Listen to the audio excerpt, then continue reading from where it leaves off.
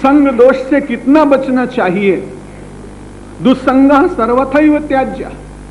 इसलिए नारद भक्ति सूत्र में देवर्षि जी ने कहा कि दुस्संग से बचने का प्रयत्न यदि मानव का होगा तो जीवन में सत्संग का प्रभाव अपने आप ही होगा।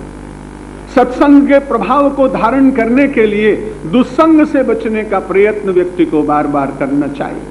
लेकिन बड़ी कठिनाई, हमें तो संसार की वस्तुओं के साथ, व्यक्तियों के साथ हम जानते भी हैं कि उचित नहीं है, तो भी उनका साथ करने का मोह जगता है। और जब मोह जगता है तो मोह तो सारी व्याधियों का मूल है। मोह सकल व्याधिन कर मूला और पुण्य उपजय ते हिते बहुशूला।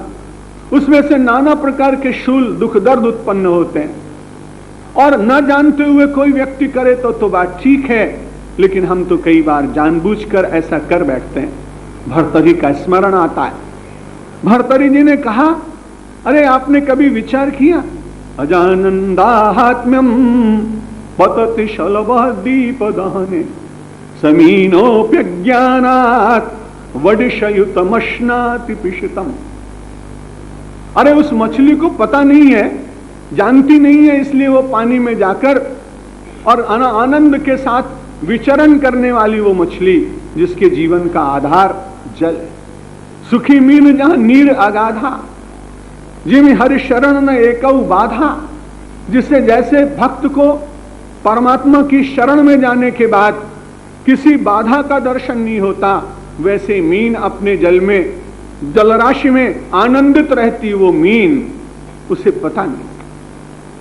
न जानने के कारण जब कोई लोहे की कटिया में एक दूषित पदार्थ पानी में डाल देता है और वो उसे खा लेती है और खाने का प्रयत्न करती है, लोहे की कटिया गले में फंस जाती है और उसका प्राणांत होता है। मालूम नहीं है, इसलिए जल जाऊंगा, इसलिए पतंगे जाकर दीपक के ऊपर टूटते हैं।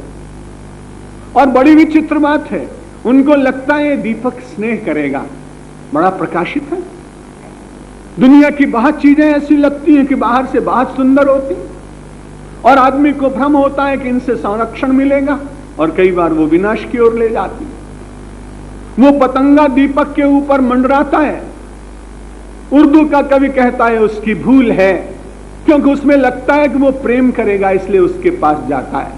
शाम से शमा पे बौछार है परवानों की, खैरियत दिखती नहीं इन दीवानों की। ऐसी नादानी ठीक नहीं, ये कौन कहे परवानों से इजहार मोहब्बत करते हैं कितने महंगे नजरानों से। अपना जीवन देने के चले जाते हैं, पता ही नहीं है। अजानंदात्म्यम पतत शलभः दीपदहने। दीपक की उस शिखा के ऊपर अपने प्राण दे देते हैं अज्ञानता के कारण।